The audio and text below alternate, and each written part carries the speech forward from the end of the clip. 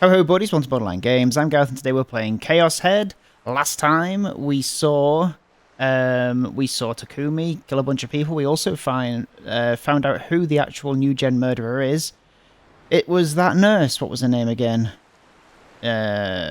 Chaos Head nurse Shino Hazuki. Or at least that's who's being framed as the murderer. In our potential delusion, I don't know. And then it was revealed that Shogun, being the actual Takumi, doesn't have much life left. In fact, they have either today or tomorrow. When they die, because the Takumi we know has been real booted, they're going to carry on. And essentially, they are going to... they're going to live on. And also... Hey, did you know the heaviest radish is 45 kilograms? That's crazy. Anyway, don't get distracted. That Takumi has been real booted. He's real. He's going to carry on living. But also, what was the also? There's an also there, I'm pretty sure.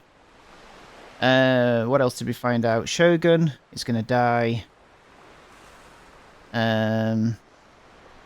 Shogun's gonna die. Oh, and we saw like a moment where they were sharing this kind of liminal space, talking to each other, and Shogun is relying on Takumi to save Rimi, basically, and end this whole ordeal. And Takumi says, "You don't have the right to count on me." Let's carry on. Anything I do, it's going to be because I myself wanted to do it. The sound of the waves became more distant. Just like Rimi had once, I burned this perfect crystal clear sky into my memories. And then I gently closed my eyes.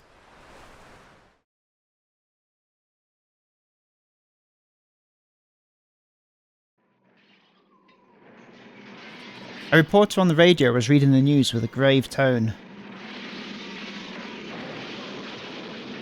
As of this moment, the confirmed number of casualties is 233, and the final toll is expected to go well over 30,000. Oh, the other thing is before we had our liminal moment with Shogun, there was another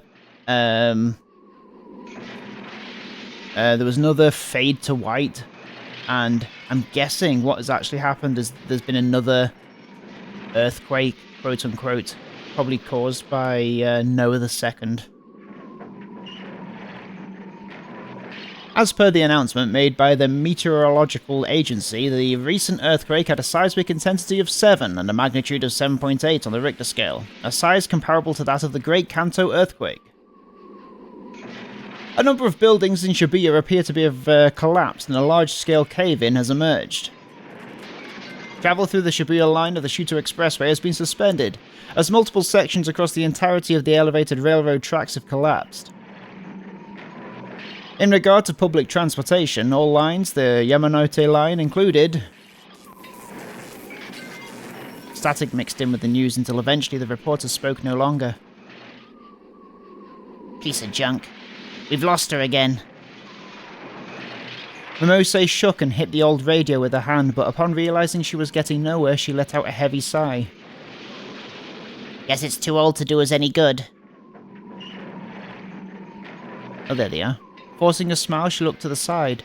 She could see the figures of Kishimoto Ayase and Kozunoki Yua walking along, expressions of fatigue colouring their faces.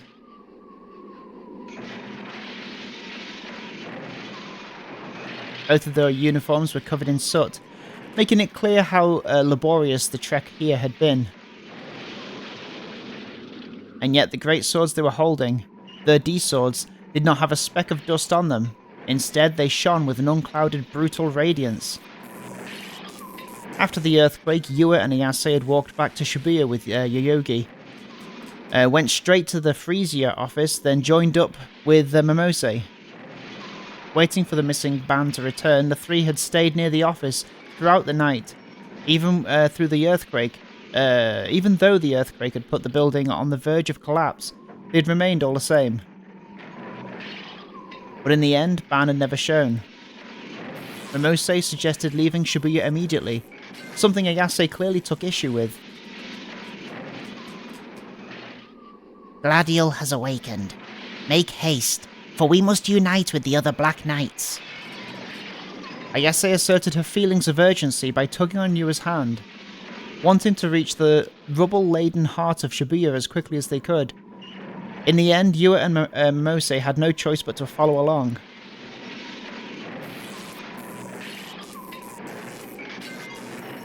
It was 7 AM. Not even an hour had passed since the sky had first begun to brighten. There was not a single trace of the refreshing morning air. The utter mayhem that had been cloaked in darkness was slowly being exposed by the rising sun. And right now, the three girls found themselves in the midst of it. The city of Shibuya had been transformed into the very picture of hell itself. Roads were torn to oblivion. Asphalt protruded from the earth. A number of buildings had collapsed. The debris scattered in broken chunks along the side of the road. Nearly every window that could be seen was broken, and a massive billboard had fallen from its usual perch atop a building's roof. One would not have to walk far to see countless corpses left undisturbed, littered among the chaos. For every body Momose witnessed, the same act played out inside her head. One in which she clasped her hands together in pity for their demise. But there were just far too many. It was only part way through that she could not take it anymore, realizing the only way to retain her sanity was to ignore them outright. The remaining people they would occasionally pass by had lost all expression, existing only to stagger aimlessly through the streets. A group of men had come together to try and help the survivors buried beneath the rubble, but it did not seem like there was much they could do without heavy lifting equipment. Momose took another glance at what Yua was holding in her hands.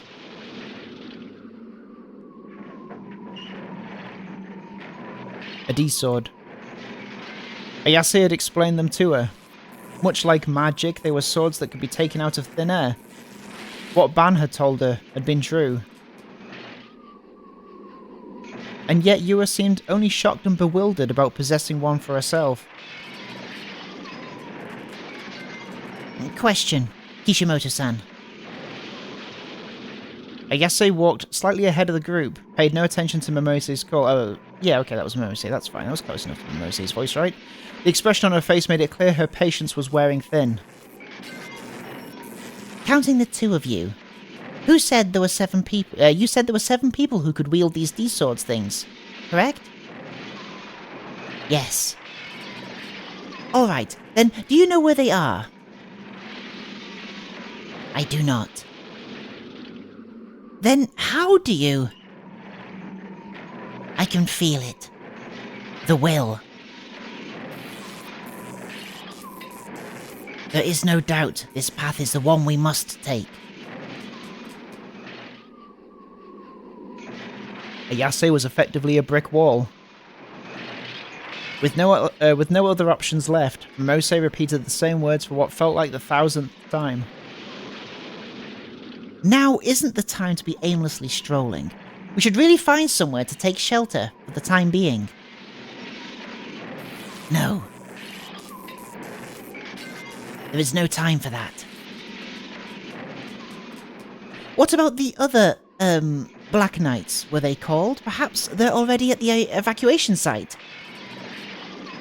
I think so too, Kishimoto-san. But, we should be heading to the evacuation site. Oopsie, sorry. Haven't done that in a while. Ayase suddenly came to a halt as though Yua's backing had possibly made some sense to her. She narrowed her eyes. And then she looked beyond. Beyond the rugged Dojin-saka roads that no car would traverse. Over there. Huh? Over where? Oh. At the end of Ayase's gaze was a lone girl walking away from the station. It's Nanami. She was wearing a Sumai Academy uniform, though it was far more tattered than either Ayase's or Yua's. and with only her left hand she was holding an enormous cross-shaped sword to her chest. Her gait was markedly unsteady. It looked as though she could collapse at any moment. Oh no! Momose's body jiggled as she ran toward the girl, toward Nishijo Nanami. The D-sword Nanami was carrying had caught her eye, but instead of prying in order to satiate her curiosity, she focused only on supporting the girl's petite frame. Satiate. Right? Satiate? Satiate. Are you alright? You've done a wonderful job hanging in there thus far, but right now, we need to get you to the hospital, so just hang on a little longer, okay? Nanami's eyes responded in blank confusion to Momose's words of encouragement. Bagel. You want a bagel? Huh? What did you say? My bangle. Where did it go? Both Yua and Ayase belatedly ran up behind Momose. Wait. That girl. She's Nishijo's little sister. I see. Her being Takumi's little sister, this speaks to her qualifications as a Black Knight. You two, help me carry her. One way or another, we need to get her to the hospital. It hurts. Nanami groaned in pain. My right hand. Your right hand? Momose inadvertently glanced towards Nanami's right hand, gasping in surprise when she did. What manner of cruelty? How could this happen? Huh? Yua and Ayase were not able to grasp why Momose was so distraught. While the bandage over Nanami's right hand was indeed stained with blood, it did not seem to be that serious of an injury. However, in Momose's eyes, Nanami's hand had been severed from her bandaged wrist. Oh. Though medical measures had been taken, it was still an open wound.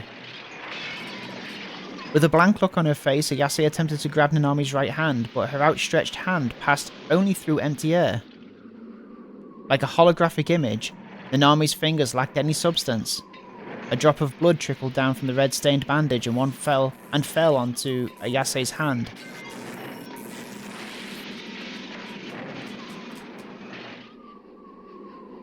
A delusion. Oh, so you can reboot the delusion and then she has a hand again. Rimi-san came to save me. Rimi-san, as in Sagihata Rimi-san. Do you know her? She's one of Nishijo's friends. Yua had always held the suspicion that Takumi was the true new-gen culprit, so she knew a fair amount about his background. This also extended to those that would frequently come into contact with him, therefore it was only natural for her to have conducted investigations on Nishiju Nanami and Sakihata Rimi. In contrast to Yua, Ayase abandoned her typical aloof expression, grimacing at the mere mention of Rimi's name. Sakihata Rimi, too, is one of the 7 Black Knights. Huh? Is that really true? Ayase recalled yesterday's incident at the hospital. She could remember being addressed by Rimi's apologetic voice. Kishimata-san. Please, stay away from Taku. I can't let him awaken. Have you no self-awareness, even as one of the Black Knights? I can handle this myself. I'll figure it out. Oh. It is so very beautiful what you hope to accomplish, but it is not what the greater will desires. I do not desire it either. You must not bear all of this on your own. When did that happen? Let's just put all this talk of Black Knights on the back burner for now. She needs medical attention this instant. She's losing a lot of blood. Momose gently placed her handkerchief on Nanami's open wound. She has an awful fever and I can see her going pale. We need to hurry. Big bro, I want to see my big bro. Tears trickled from Nanami's vacant eyes. Right at that moment, something happened. Oh! In an instant, the highway they were standing on collapsed with a deafening roar. They all lost their footing, helplessly entering a free fall at gravity's mercy. To them, it was like they were falling into the deepest, darkest, lowest circle of hell. Losing herself in that illusion, Momose raised a scream so loud it betrayed her age entirely. How can a scream betray her age? Not one of those youthful screams. And this is Takumi, I guess. When I came to, dark clouds covered the sky overhead. The dark night had come to an end before I knew it. There wasn't a shred of blue sky in sight. I was hit with a wave of depression. The sky could not have been more gloomy. Countless sirens from ambulances and fire trucks blared off in the distance. A multitude of helicopters were in the skies, circling the city like flies. My head was racked with pain, like someone was putting a jackhammer to it. It felt even worse than after the last earthquake. I tried to remember what had happened before my memories had cut off. The sky turning white. Shogun mentioning the third melt. I ignored my headache and stood up, only to lose all words.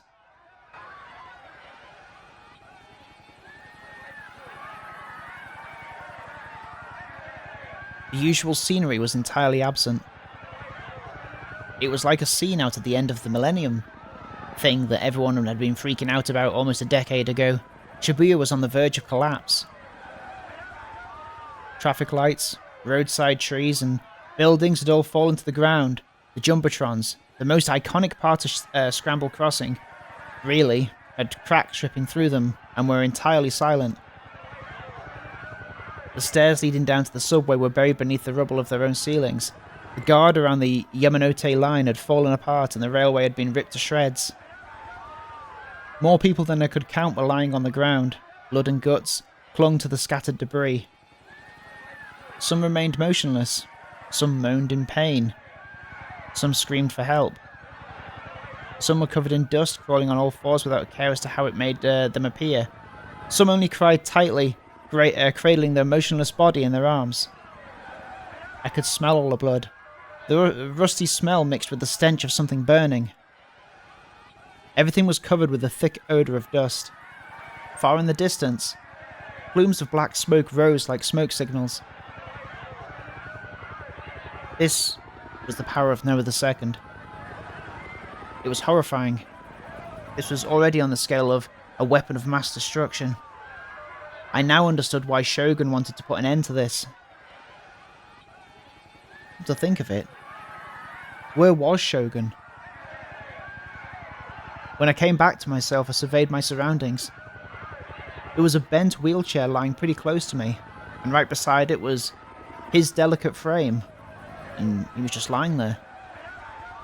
I ran over to him in a panic and lifted him up. "Hey, can you hear me? Say something." He didn't react. Not even his inner voice said anything. Oh God, was he dead? I put my ear to his mouth. As faint as it was, he was still breathing. But he was still unconscious. I tried hitting him lightly on the cheek a few times, but to no avail. Where is it? Where is Noah II? If I didn't know where it was, there was no way I could make it in time to save Rimi or Nanami. I should have asked him that when I'd had the chance. Clicking my tongue, I took my phone out of the pocket. It was off, and despite my many attempts to get it working, it stayed that way. It was nothing more than garbage now. Aside from Shogun, who else would know where to find it? Think, goddammit. I didn't have time for this. While I was wandering around doing absolutely goddamn nothing, that Narose guy could be ready to kill Rimi at any moment. Then who? Who was someone I could trust? Someone who knew about Noah II?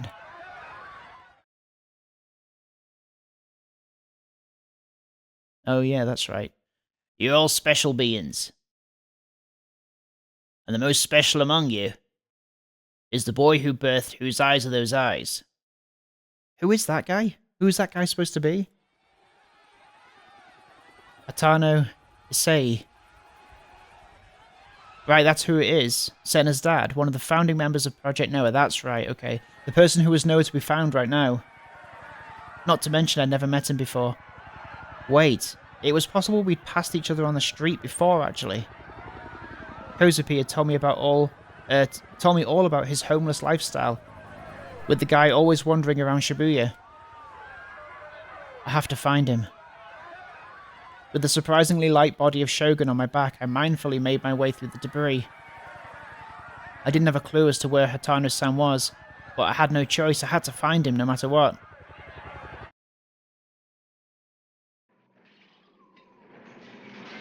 As light as Shogun's body was, it was still nearly 20 kilograms. It was hard enough just carrying him around Shibuya, but it was even worse factoring in all the uneven roads. I wasn't one for exercise. I mean, hell, my daily routine consisted of me just sitting in front of my computer all day. I considered finding a way to get Shogun to the hospital, but with Shibuya the way it was, I doubted I could even get an ambulance. Even the gentle hill that was Dojinzaka was doing its best to drain all my energy. I could barely breathe and my whole body was gushing out buckets of sweat. Wiping the sweat off my forehead, I took a quick break to catch my breath.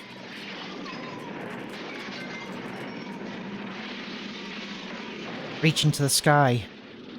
An altar of commandments. Who's that? For blasphemy toward God, it speaks of the painfully hellish rewards. Believe in those eyes. Listen when they tell you to walk. Do so one by one, linking hand in hand within the darkness.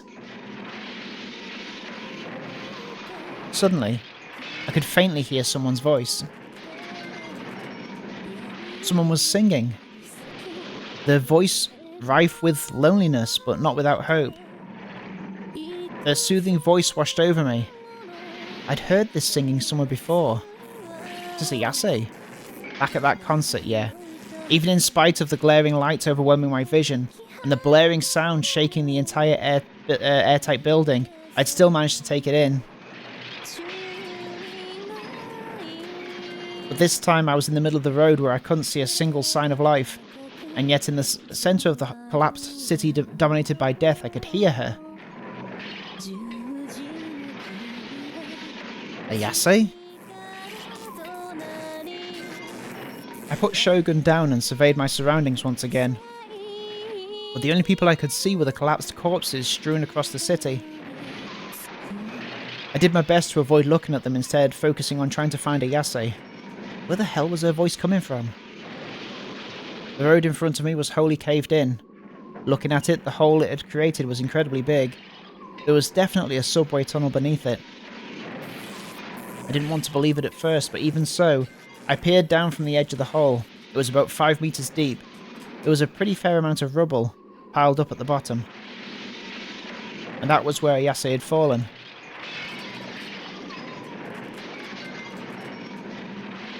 Takumi. Hold on. I'll save you. I jumped down into the hole. I didn't stick the landing whatsoever, instead basically slamming into the rubble while just barely avoiding falling over. Ayase's leg was pinned under a pretty sizable slab of concrete, stopping her from moving. I really did give it my best effort, but moving it just wasn't possible on my own. I am not the only one. There are 3 others, including your sister. Nanami's here. What the hell was she doing here? Hadn't that Narose guy kidnapped her? Nanami! Nanami, are you there? Enduring the pain in my legs, I stood up and yelled out for my sister. but I got no reply. Looking around me, I only saw one other person besides Ayase. It was a pretty hefty woman lying face down on the ground, and while she wasn't moving, she only seemed to be unconscious. Why at every moment are we going to try and roast Momose? Nanami and one other person were absent. Maybe they'd been buried alive. I had to find them, right this second. My eyes shot to the top of the hole. There was enough dust to make anyone hack their lungs out, but before that I could see a circular shape of the sky above. I thought about Shogun, where I'd laid on the road up there. I remembered what Remy had told me. The more delusions you have, the more the lifespan of the real you gets whittled away. But I couldn't hesitate here. I drew my D-sword entirely from thin air. Consciously avoiding looking at her leg, I sat down near Ayase and peered at her face. I stared into her eyes, refusing to look at anything else. That should do the trick. Time for a delusion. A strong one. A really strong one. The rubble on your leg isn't that big, in fact it's actually just a bunch of small pieces smashed together. It isn't heavy at all either. Nothing is stopping you from pulling your leg out from under it. And the other two can be saved just as easily. Me and Ayase. We only needed mutual recognition between us two giglomaniacs, because once we had that, then our delusion was sure to become reality.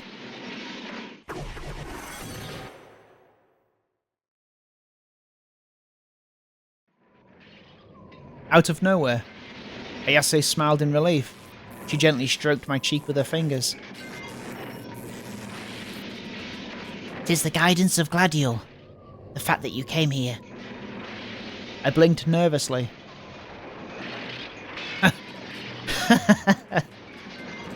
Exactly as I'd deluded it to be, the large slab of concrete pinning Ayase's leg had now turned into a heap of smaller pieces. Pushing away some of the debris, Ayase slipped her leg right out. I really hadn't expected that to go so damn well. Starting to move, she massaged her ankle. Luckily, her injuries didn't seem all that bad. I could hear you singing, Ayase. That was what guided me here, really. "I see. It gladdens me that I continue to sing."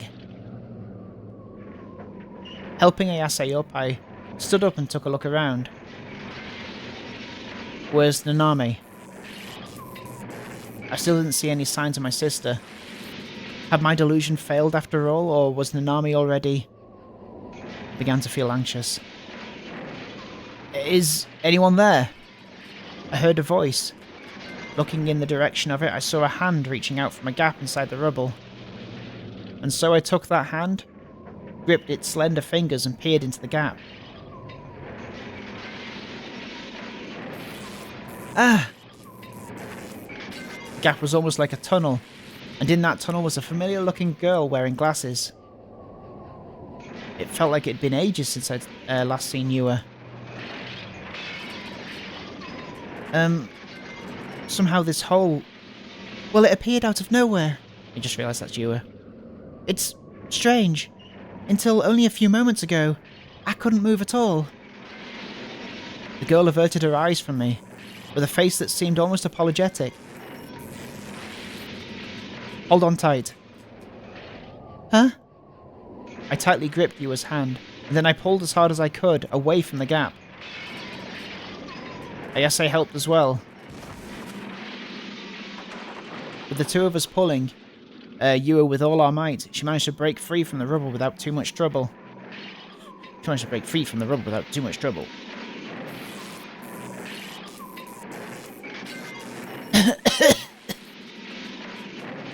Thank you so much. She was covered from head to toe in dust. A few pieces of concrete were tangled up in her long hair. But even with all that, Yua seemed completely uninjured. And now Nanami. Leaving Yua with the Yasei, I started to search for Nanami. Given Yua had managed to break free, I could only assume that my delusion had actually worked, and if that was true, then Nanami should have been in some rubble somewhere that I could yank her free from. And lo and behold, that was exactly the case. As I searched through tons and tons more rubble, I managed to catch a glimpse of Nanami's face through a crack in the debris. Nanami! I called out to her, but she didn't respond. She must have fainted. Reaching out, I went to touch her shoulder, but hesitated.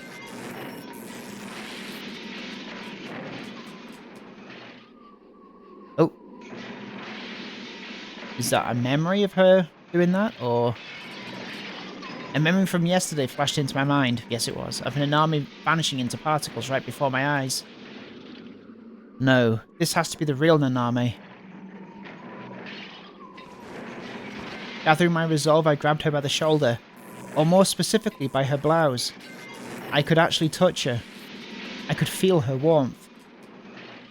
Just like I had with Yua a bit ago, I pulled her out with all my strength. Unlike a Yasei or Yua, however, Nanami's uniform was stained with blood. Her hand especially was covered in red. Regardless, I laid her down on the ground, then went to check her breathing. She seemed to be in pain, but she was still breathing. Oh, thank God. Even so, I couldn't help but worry about her right hand. It was absolutely covered in blood, and yet when I tried to grab it, my finger slipped right through it. A delusional hand. Then that could only mean Nanami's right hand was... I'm sorry. I'm so sorry I got you involved. A groan leaped from Nanami's mouth. Her face was caked in dust. I gently stroked her cheek and watched as her eyelids slowly began to open. Big bro! Her gaze faintly wandered for a moment before finally landing on me. Nanami.